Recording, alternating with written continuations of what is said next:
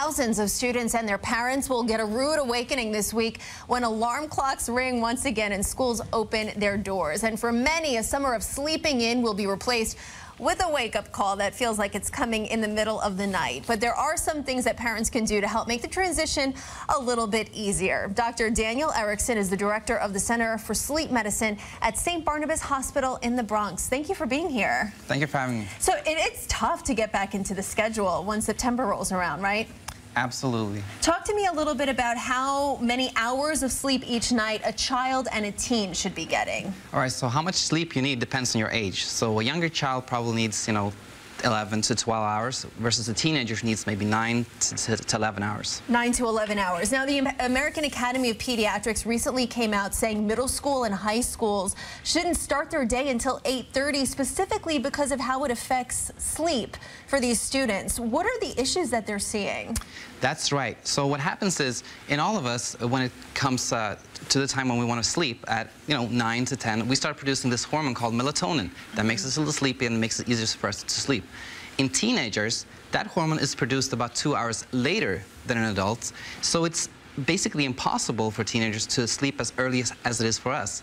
Now, if you keep their wake-up time as early as 6:30, it will be impossible for them to get enough sleep. So therefore, the Academy is saying, why not let them sleep a little longer and have them get sufficient sleep? For most schools, there's no choice. They start before 8:30. What are some tips for teenagers first that we should talk about to get them back into this routine and get enough sleep at night? All right, so the first thing is you got to plan ahead, meaning it's impossible to start waking up at 7 a.m. when you've been used to waking up at 11 a.m. for several weeks. Right. So remember, it takes about 1 hour to adjust, it takes about 1 day to adjust your sleep time 1 hour. So if your teenager has drifted 4 hours during the summer, it'll take at least 4 days to get into that routine. Now, what a lot of people do is they have their kids just go to bed earlier. And that is not the right way to go. In fact, you should start with the wake-up time. You should have them wake up earlier, and then the bedtime will fall into place. Okay, so what about children, younger children? The same thing applies to younger children.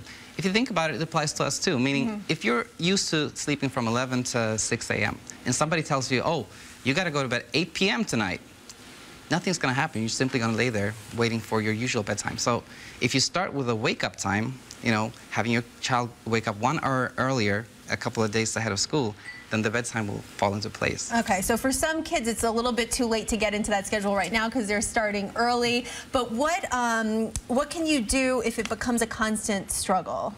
So if waking your child up earlier doesn't help, the child still struggles to fall asleep, there are a few more things you can do.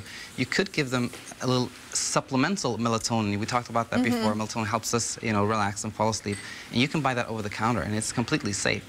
And then just quickly, because we're running out of time, how do you know if you have a tougher or you have something more serious regarding your sleep, a sleep disorder? Right. So the sleep disorder that we're most concerned about is sleep apnea. So if your child snores a lot, if you hear them choking in sleep, if you are concerned about their breathing overall, those are signs of sleep apnea and something you should talk to your doctor about. All right, a lot of good tips this morning. Thank you so much, Doc. Okay. Thank you, Dr. Erichsen. And if you'd like to see any more of this information, you can head to our website at cbsnewyork.com/back-to-school. You'll also find the school lunch ideas we showed you a bit earlier this morning, plus shopping guides and safety tips for your students. We'll be right back. This is CBS 2 News Sunday Morning.